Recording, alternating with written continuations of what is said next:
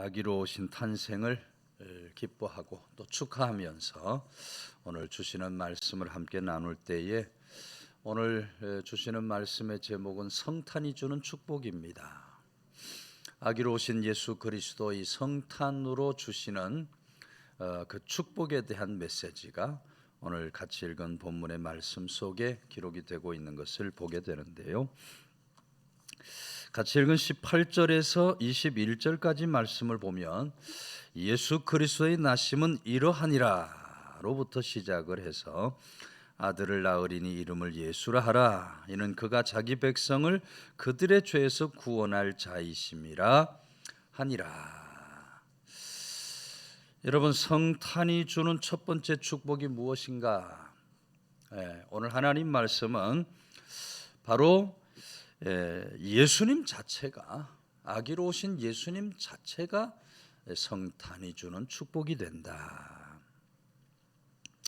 왜 예수님 자체가 성탄의 축복이 된다는 것입니까?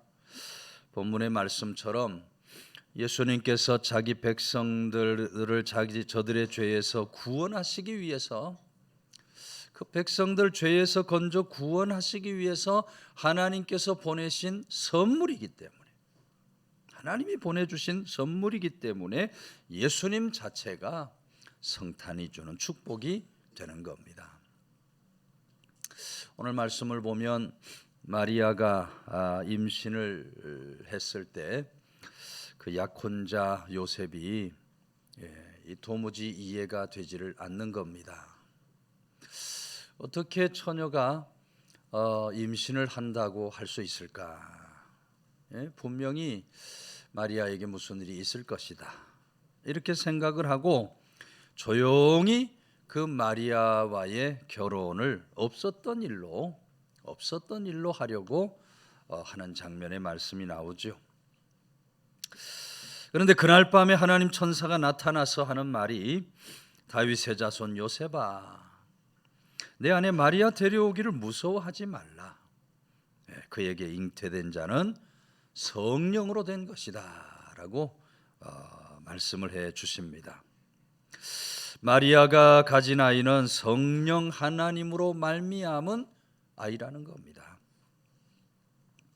요셉은 여러분 하나님을 아주 신실하게 믿었던 사람입니다. 아주 거룩하고 경건한 사람이에요. 그러니 하나님께서 천지를 창조하실 때처럼 하나님께서 마리아의 몸에 아이를 만드셨을 것이다, 그런 아주 분명한 믿음을 가지고 그 말씀에 순종을 합니다. 하나님의 천사가 아이의 이름도 지어주는 거예요. 그 이름을 예수라 하라. 예수, 문자적인 뜻을 그대로 풀면 구원자라는 뜻입니다. 구원자. 하나님께서 구원자로 예수 그리스도를 이 세상에 보내주신 거예요. 그렇게 함으로 우리들의 모든 죄를 사하여 주시고 죄로부터 자유함을 얻게 해 주신 것입니다.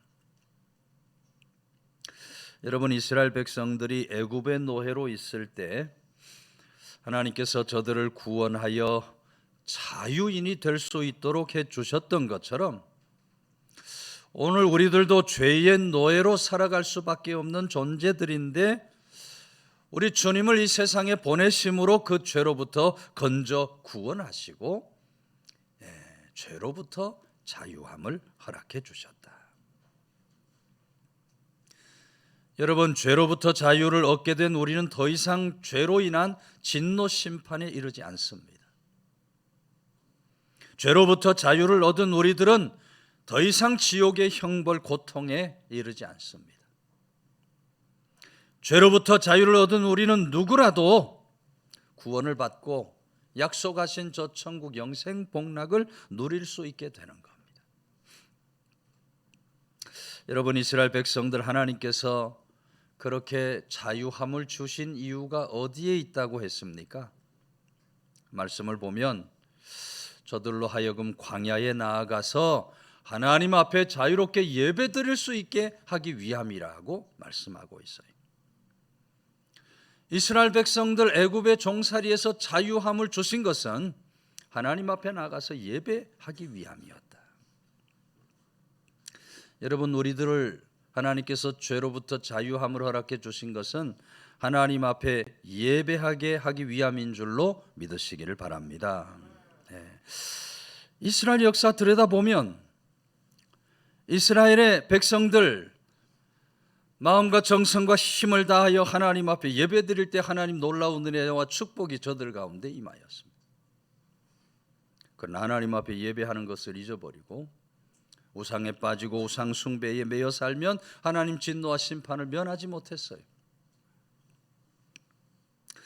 북이스라엘, 남유다, 바벨론과 아수르에 의해서 멸망을 당할 수밖에 없었던 이유가 어디에 있습니까? 하나님 앞에 예배를 잃어버린 겁니다. 하나님 앞에 예배를 드리며 하나님만을 섬기며 살아가야 되는데 예배를 잃어버렸던 남유다, 북이스라엘은 하나님의 진노 심판을 면할 수가 없게 되었어요. 그러므로 여러분, 진정한 자유는 하나님 앞에 예배할 때 누리는 자유라고 하는 사실을 우리가 늘 잊지 말아야 하는 것입니다. 과거나 오늘이나 동일하신 하나님, 우리들이 하나님께서 주신 그 자유로 하나님 앞에 예배드리는 일에 힘쓸 때에 그런 사람의 삶에 반드시 은혜 복을 주시는 좋으신 하나님이 되시는 줄로 믿으시기를 바랍니다.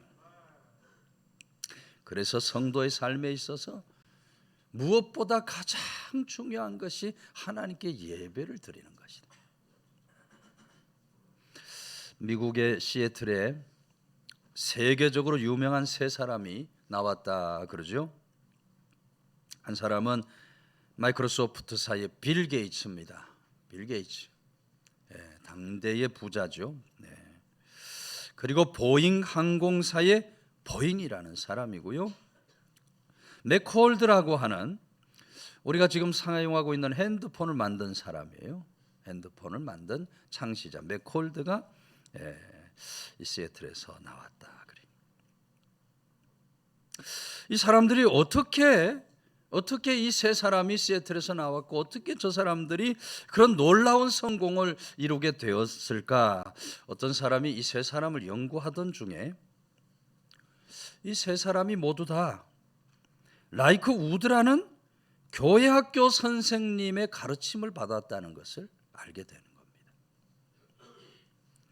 이 라이크 우드 교회 학교 교사 선생님이 아이들에게 언제나 세상적인 지식보다는 하나님의 위대하심, 하나님을 어떻게 섬겨야 하는가, 섬기는 법을 가르쳐주고 무엇보다도 하나님께 예배하는 것이 가장 복된 삶을 살아가는 비결이 된다.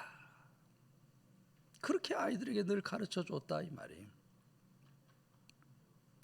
그래서 저들이 그 주일학교 선생님의 가르침대로 하나님을 섬기고 하나님 앞에 예배드리는 일에 힘쓸 때에 저들이 다 같이 이렇게 놀라운 은혜 축복의 자리에 설 수 있게 되더라.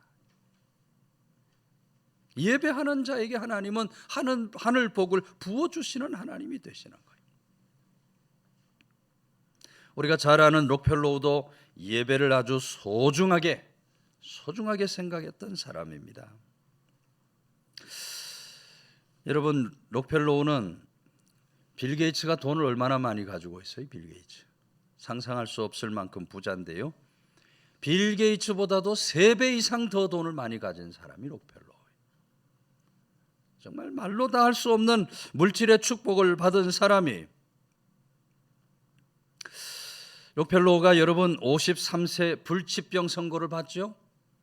의사로부터 사형 선고, 시한부 선고를 받습니다.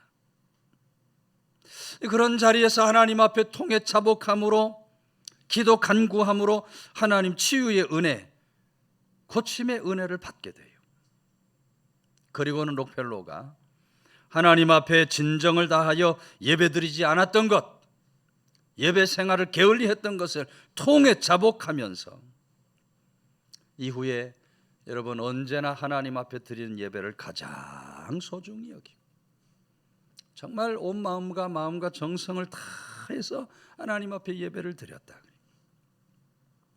주일만 되면 록펠로는 예배 시간 30분 전에 나오는 겁니다. 오늘 30분 전에 오신 분들 계시죠?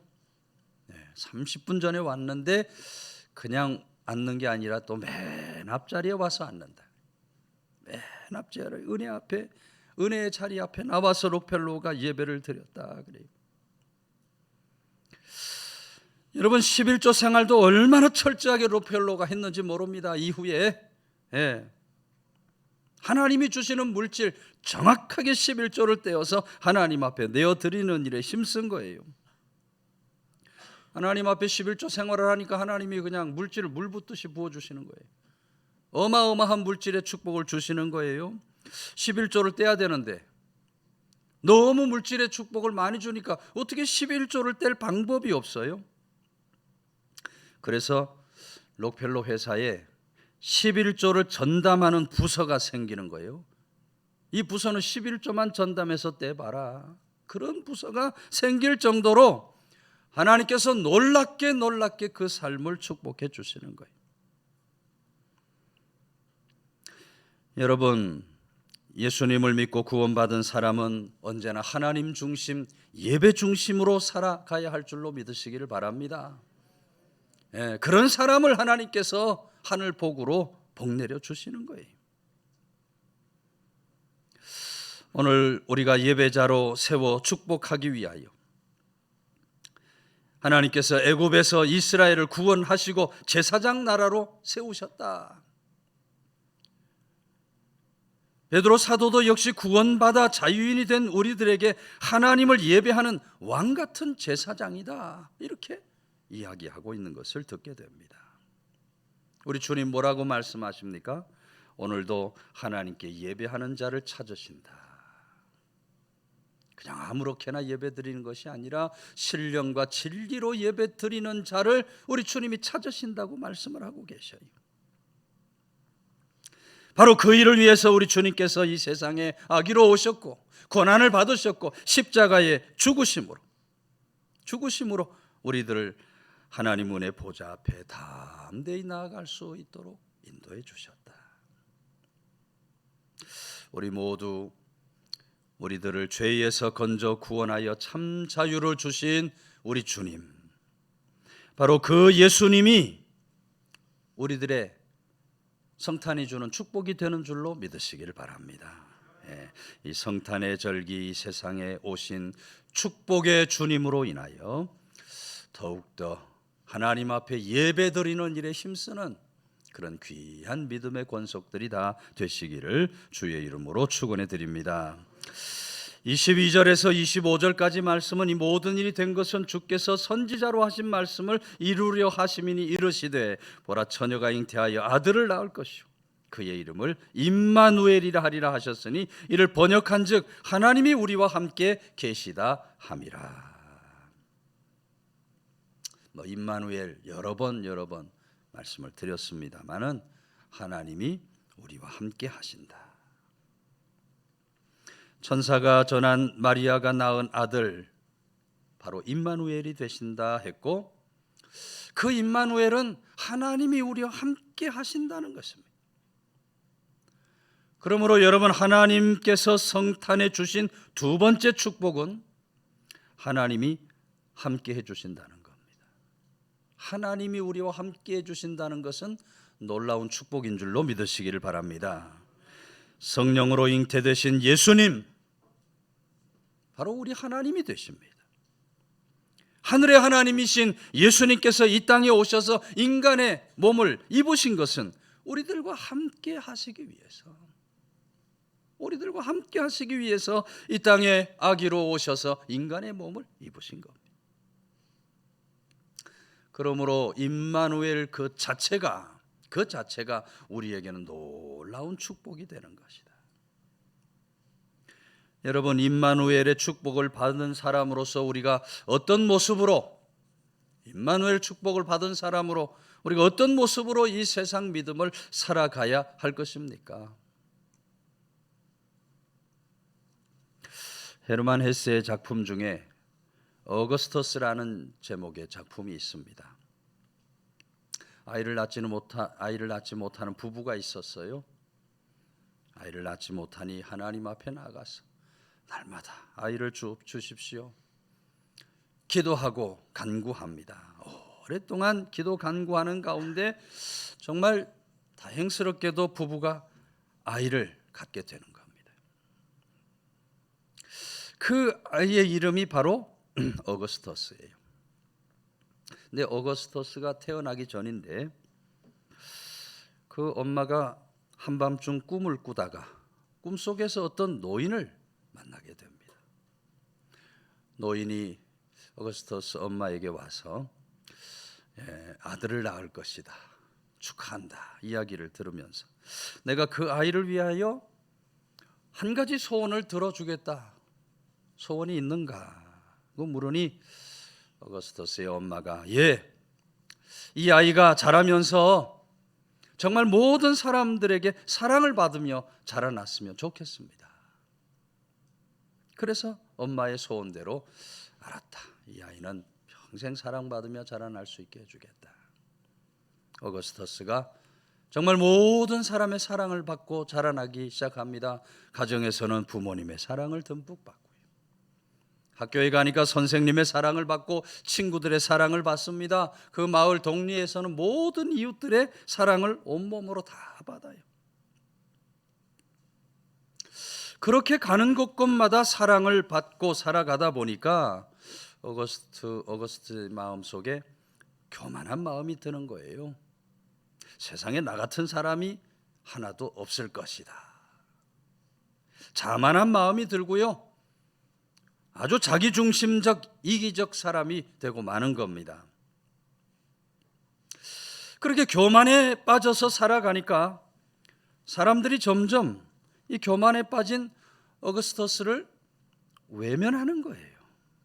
너무 교만하니까 사람들이 외면을 하는 거예요.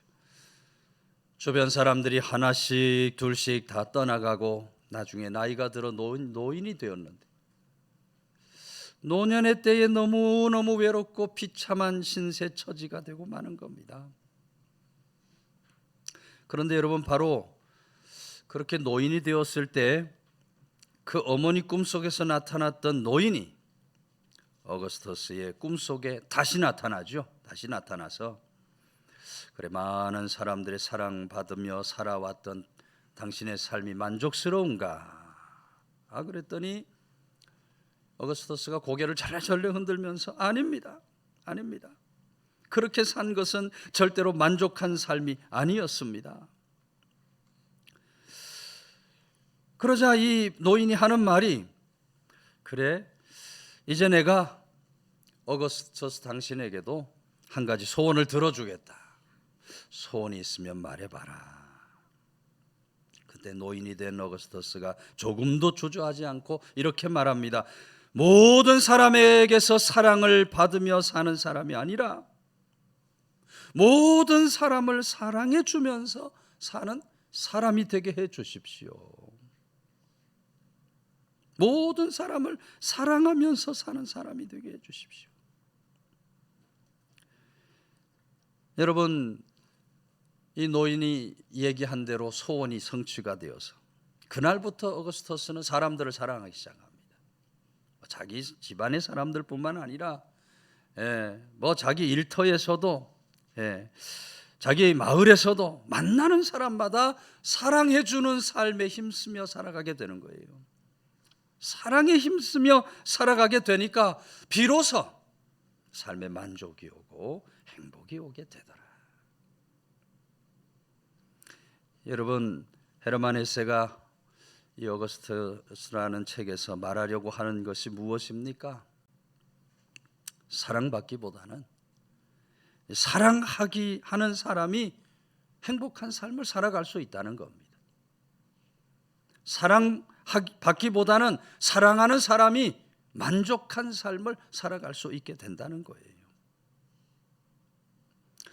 여러분, 그와 같이 임마누엘의 주님이 함께하는 사람은 언제나 사랑과 섬김에 힘쓰며 살아가게 되는 줄로 믿으시기를 바랍니다.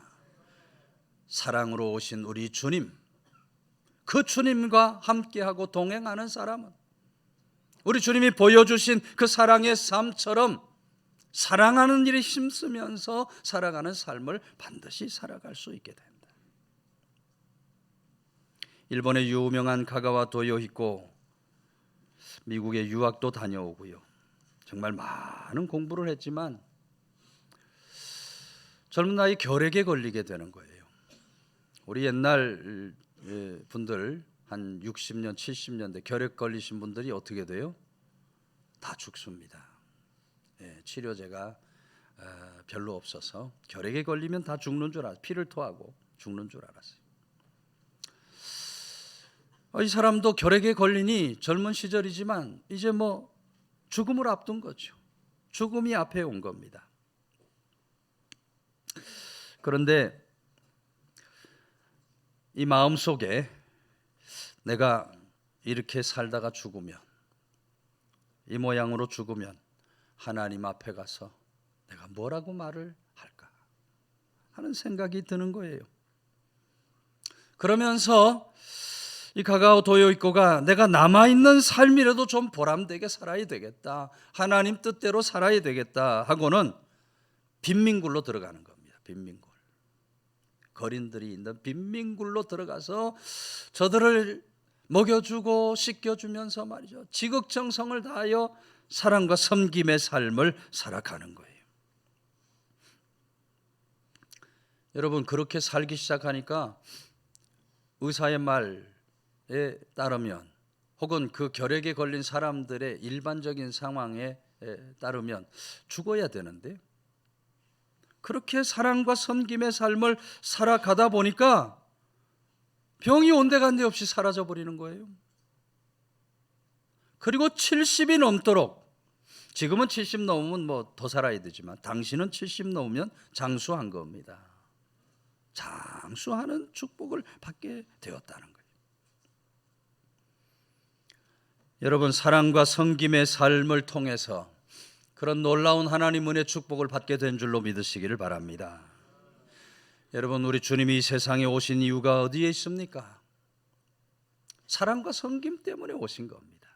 인자에 온 것은 섬김을 받으려 함이 아니로 섬기려 하고 많은 사람의 대속물이 되게 하기 위하여 왔다. 주님이 말씀하셨어요. 우리 주님이 이 세상에 오신 것은 사랑과 섬김을 위해서 오신 거예요. 그러므로 임마누엘, 주님과 함께하는 사람은 반드시 사랑과 섬김의 삶을 살아가야 할 줄로 믿으시기를 바랍니다. 그것이 임마누엘 축복 속에 사는 사람의 삶의 모습인 겁니다. 여러분, 초대 예루살렘 교회 성령 충만 받고 난 후에 그 초대교회 공동체에 가난한 사람이 한 사람도 없었다 그럽니다.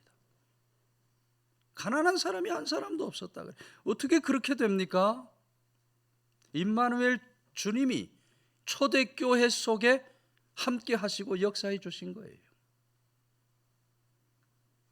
그러니까 이 임마누엘 주님께 이끌려 살아가는 사람들, 무엇보다 사랑 섬김에 힘쓴 겁니다. 조금도 제 것이라고 하지 않고 나누고 베풀고 섬기며 사랑을 구체적으로 실천하며 살아갔던 거예요.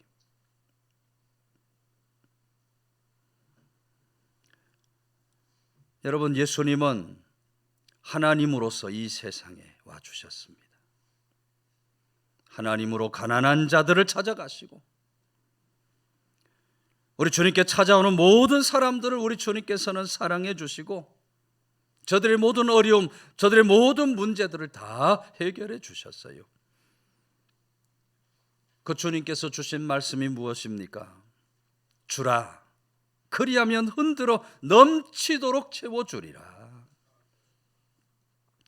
오늘 우리들은 주님으로부터 받은 이 사랑을, 이 섬김을 널리 증거하고 나타내 보이는 교회, 성도들이 되어야 할 줄로 믿으시기를 바랍니다.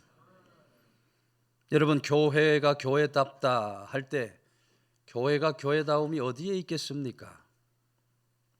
성도들 많이 모인다고 교회다워지는 겁니까? 다른 교회보다 헌금이 많다고 교회다워지는 겁니까? 여러분, 교회가 교회다운 것은 하나님의 사랑과 섬김을 얼마나 실천하느냐, 성도가 성도다운 것은 하나님의 사랑을 얼마나 실천하며 살아가느냐, 거기에 있는 줄로 믿으시기를 바랍니다. 오늘 성탄의 아침, 임마누엘로 이 세상에 사랑으로 오신 우리 주님의 그 삶의 자체를 본받아서 우리들도 이 사랑의 축복을 나누어 주면서 살아가는 사람, 어제도 말씀드렸듯이 연말연시 불우한 이웃들을 돌아보면서 먹을 것이 없어 굶주리는 사람이 없는가, 영적으로 육적으로 고통당하는 사람이 없는가, 좀 눈을 좀 크게 뜨고 귀도 좀 활짝 열어서 어려운 이웃들을 돌아보고 사랑으로 섬기며 살아가는 사람, 예수 성탄의 축복, 임마누엘 축복 속에 살아갈 수 있는 그런 귀한 믿음의 권속들이 다 되시기를 주의 이름으로 축원해 드립니다.